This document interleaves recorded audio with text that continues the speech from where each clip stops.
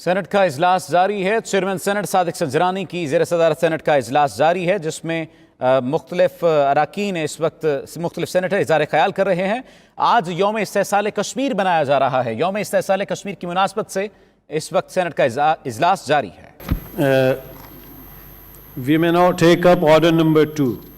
Mr. Zahiruddin Babar, advisor to the Prime Minister on Parliamentary Affairs. Please move the motion.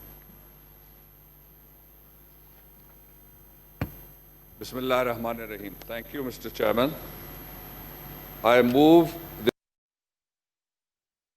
the 1 year of unprecedented atrocities, genocide, blatant human rights violations, and complete lockdown by the Indian occupation forces following the amendment in the Indian Constitution which changed the special status of Indian occupied Jammu and Kashmir against the UN resolutions and international law.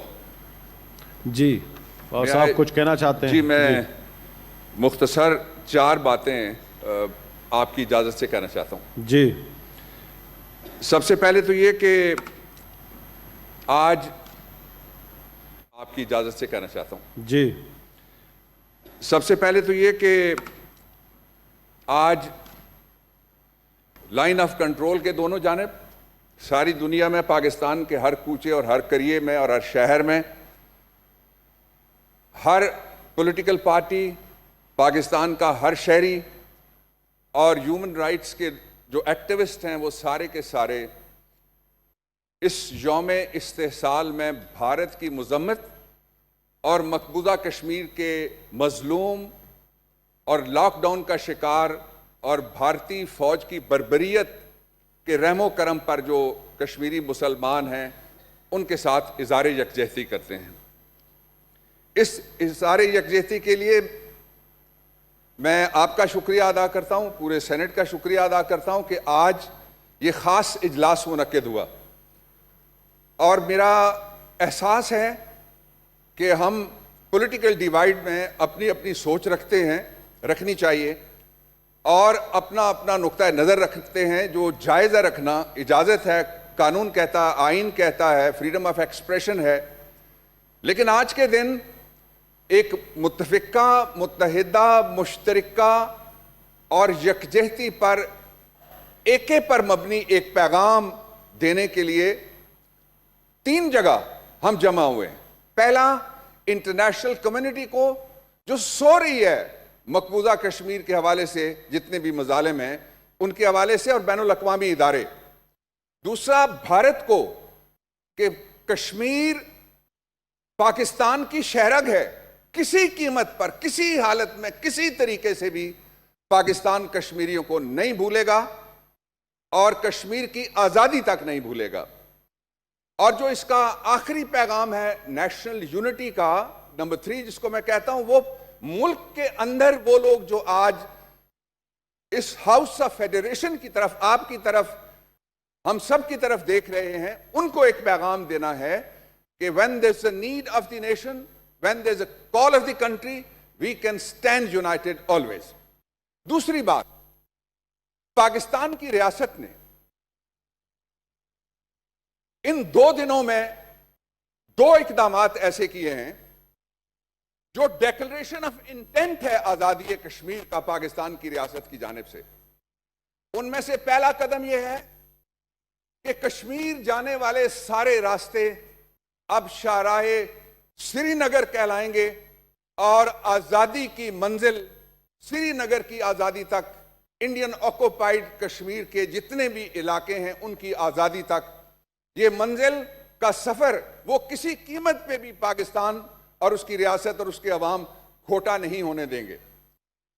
دوسرا جو حصہ ہے جناب chairman, وہ یہ ہے کہ India سرزمین بے آئین ہے، اور یہ کوئی پولیٹیکل ریٹرک میں نہیں کر رہا۔ ان کے جو فاؤنڈنگ فادرز تھے انہوں نے ایک اپنے لیے ایسا آئین بنایا جس میں سب کی گنجائش انہوں نے رکھی، لیکن سکھ قوم کے ساتھ ڈنڈی ماری۔ ان کے آئین میں لکھا ہوا ہے کہ سکھ بھی ہندو ہی سمجھے جائیں گے۔ کانسٹیٹیوشن میں یہ اردو میں اس کا لفظ بلا تقریباً ترجمہ میں نے آپ کے سامنے وقت بچانے کے لیے رکھا.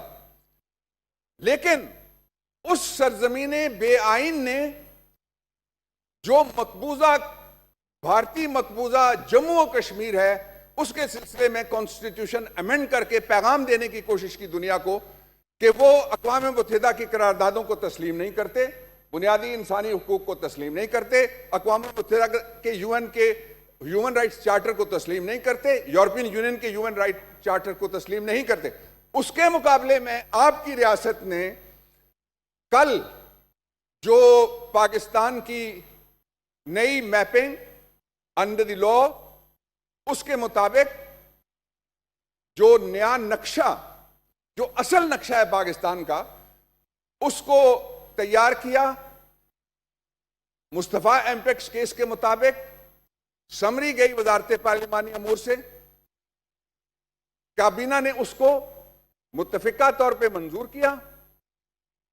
وہ نقشہ پارلیمنٹ سے بھی منظور ہوگا, اور اس میں جو میں آخری جملے 3 کہنا چاہتا ہوں جناب چیئرمین, وہ یہ ہیں کہ جو پارٹیشن آف انڈیا کا جو انفلفلڈ پورشن تھا, جس کو تکمیل پاکستان کا ایجنڈا کہنا چاہیے, وہ پورا کیا گیا ہے. اور تکمیل سرکریک پاکستان کا ہے, سیاچن پاکستان کا ہے, جموں اور کشمیر پاکستان کا ہے, لداخ پاکستان کا ہے, اور جوناگڑھ جس کے رولر نے پاکستان سے ایکسیشن کی, بھارت نے قبضہ کیا. اس لیے یہ پیغام ریاست کا نہ صرف ڈیکلریشن آف انٹینٹ ہے, ایک قدم آگے بڑھ کے میں پھر نظم میں چند باتیں کہنا چاہتا ہوں آپ کی اجازت سے. اور وہ قدم یہ ہے کہ اب اس مسئلے کے اوپر جب بھی گفتگو ہوگی, جس فورم پہ بھی گفتگو ہوگی, جس طریقے سے بھی گفتگو ہوگی, جس لیول پہ بھی گفتگو ہوگی, پاکستان کے کمپلیٹ نقشے کے مطابق, نئے میپ کے مطابق پاکستان کا موقف سامنے رکھا جائے گا.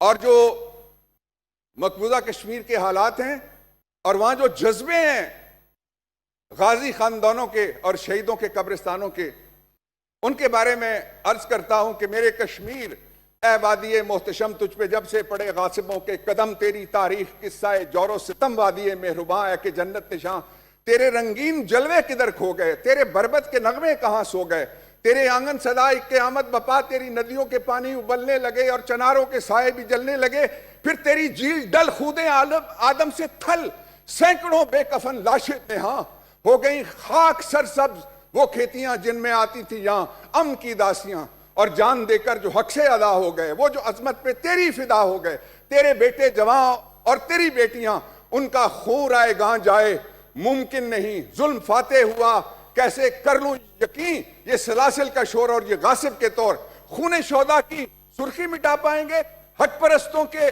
جذبے دبا پائیں گے,